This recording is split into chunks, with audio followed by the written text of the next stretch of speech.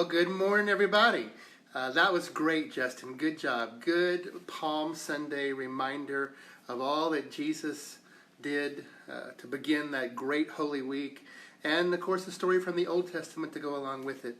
And a good encouragement for us as we move forward as a church and as individuals. I do have a couple of announcements for you. First of all, our verse of the month is John 1, verse 12. You see it posted on our Facebook page, but here it is, John 1, verse 12. Let's see if I get it right. Yet to all who did receive him, to those who believed in his name, he gave the right to become children of God. Let me do it one more time. John 1, verse 12. Yet to all who did receive him, to those who believe in his name, he gave the right to become children of God. And I want to tell you something about that verse. It is the answer to COVID-19. See, we need Jesus to walk through the crisis with us. And if you don't know him personally, get in contact with me and let's discuss it. If your neighbor or relative doesn't know Jesus, then give them a call and tell them about the source of your strength during this crazy time. That's my challenge for you on the verse of the month. Memorize it, John 1:12. Look it up on our Facebook if you need to remember it, John 1:12. It's a verse of salvation and a verse very appropriate for our time right now. By the way, second announcement. We will not be meeting next Sunday on Easter Sunday. That's a disappointment to all of us, but we will be back here on Facebook Live on Sunday. We will not be meeting through the month of April. Right now, the government is saying that we need to be in shutdown mode at least until that first Sunday of May. So our plan right now is that we will start back up in our building on the first Sunday of May, but we'll see what happens as we get closer to that. So I do look forward to seeing you next week on Facebook, and we will share Easter time together. My third announcement, I want to suggest that we all go on a COVID-19 diet. We need to start limiting our intake of news and reports on the pandemic.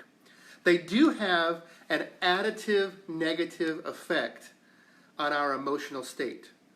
We may not realize it because it can sneak up on us. But don't forget, you're not doing all the normal things that you naturally do to relieve stress and negative energy in your body and in your life. So consider limiting your intake on all the news. Just a little bit of it, I'm sure, will keep you informed. But don't do a regular meal every day of all of this negative news. Announcement 4.